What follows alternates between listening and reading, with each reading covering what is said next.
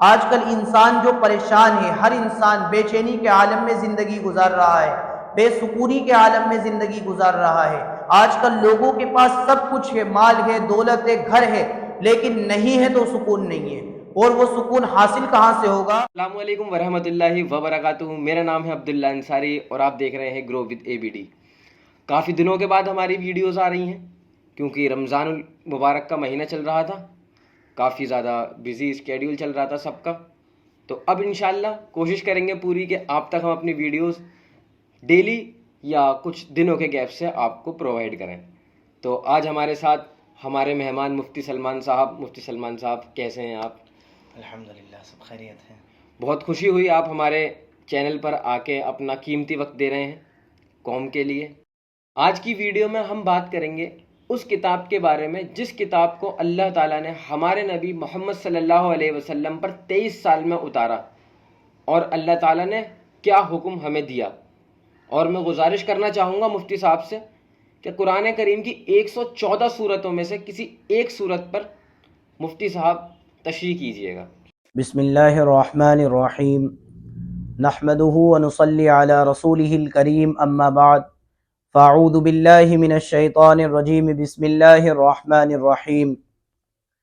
میرے بھائیوں، بزرگوں اور دوستوں اور عزیز ساتھیوں، قرآن کریم اللہ رب العزت کی وہ کتاب ہے جس کو اللہ تعالیٰ نے اپنے آخری نبی حضرت محمد صلی اللہ علیہ وسلم پر اتارا، اور یہ کتاب اللہ تعالیٰ نے اپنے نبی پر 23 سال کے ایک طویل عرصے میں نازل فرمائی، اور یہ کتاب کسی اور کے لیے نہیں اتری ہے بلکہ یہ کتاب ہمارے اور آپ کے لیے اتری ہے۔ ہمیں اور آپ کو چاہیے کہ اس کتاب کو سمجھنے کی کوشش کریں، اس کتاب کے بارے میں جاننے کی کوشش کریں، اور اس کتاب کے اندر اللہ رب العزت نے ہمیں جن باتوں کا حکم دیا ہے ہم ان تمام باتوں پر عمل کرنے کی کوشش کریں۔ یہ تو آج کل ہم لوگوں کی بد نصیبی ہے کہ ہم قرآن کریم کو نہ سمجھنے کی کوشش کرتے ہیں، نہ قرآن کریم کو پڑھنے کی کوشش کرتے ہیں۔ جو لوگ پڑھ چکے ہیں وہ پڑھتے ہیں، البتہ سمجھنے کی کوشش نہیں کرتے، اور جو لوگ پڑھے ہوئے نہیں ہیں وہ اپنی زندگی اس قرآن کریم کو بغیر پڑھے ہی گزار دیتے ہیں۔ ان کی پوری زندگی کے اندر یہ توفیق ان کو حاصل نہیں ہوتی کہ وہ قرآن کریم کو پڑھیں بھی اور سمجھے بھی۔ میرے بھائیو، یہ کتاب صرف پڑھنے کے لیے نہیں اتاری گئی بلکہ یہ کتاب سمجھنے کے لیے بھی اتاری گئی ہے۔ اگر آپ اس کتاب کو پڑھیں گے اور سمجھیں گے بھی تو انشاءاللہ آپ کی یہ پوری کی پوری زندگی صحیح طریقے سے گزرے گی، صحیح سلیقے سے گزرے گی۔ آج کل انسان جو پریشان ہے، ہر انسان بے چینی کے عالم میں زندگی گزار رہا ہے، بے سکونی کے عالم میں زندگی گزار رہا ہے۔ آج کل لوگوں کے پاس سب کچھ ہے، مال ہے، دولت ہے، گھر ہے، لیکن نہیں ہے تو سکون نہیں ہے، اور وہ سکون حاصل کہاں سے ہوگا؟ وہ سکون اسی قرآن کریم کے ذریعے سے حاصل ہوگا۔ اگر قرآن کریم کو پڑھو گے تو دلوں کو سکون ملے گا۔ اللہ تعالیٰ قرآن میں خود فرماتا ہے کہ الا بذکر اللہ تطمئن القلوب، کہ سن لو، یاد رکھو کہ اگر دلوں کو سکون ملتا ہے تو وہ قرآن کریم کی یاد سے ملتا ہے، قرآن کریم کے ذکر سے ملتا ہے۔ اگر قرآن کریم نہیں پڑھو گے، قرآن کریم سے اعراض کرو گے اور قرآن کریم کو نہیں سمجھو گے تو اللہ تعالیٰ قرآن میں ہی بتاتا ہے کہ من اعرض عن ذکری فإن له معیشۃ ضنکا، کہ جو قرآن کریم سے اعراض کرے گا، جو میرے ذکر سے اعراض کرے گا تو میں اس کی زندگی گھٹن والی زندگی بنا دوں گا۔ تو اگر کوئی قرآن کریم پر عمل کرے گا، سمجھے گا، تو اس کی زندگی میں سکون ہوگا۔ اگر جو قرآن کریم کو نہیں سمجھے گا، نہیں پڑھے گا، تو یقیناً اس کی زندگی میں گھٹن ہو جائے گی، اور سب کچھ ہوتے ہوئے بھی اس کے پاس وہ اصل چیز نہیں ہوگی جس کو سکون کہا جاتا ہے، اور وہ بے سکونی کے عالم میں زندگی گزارتا رہے گا۔ دل کبھی قابو میں نہیں آئے گا، دل ہمیشہ بے چین رہے گا، کیونکہ دل کی دوا دل کو نہیں مل رہی ہے۔ ساری چیزوں کی دوا انسان کر رہا ہے، لیکن دل کی دوا دل کو نہیں ملے گی تو یقیناً دل کو سکون بھی حاصل نہیں ہوگا۔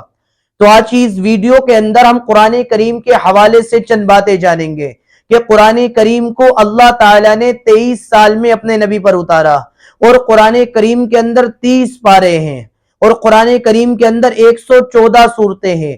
86 صورتیں مکی ہیں اور 28 صورتیں مدنی ہیں۔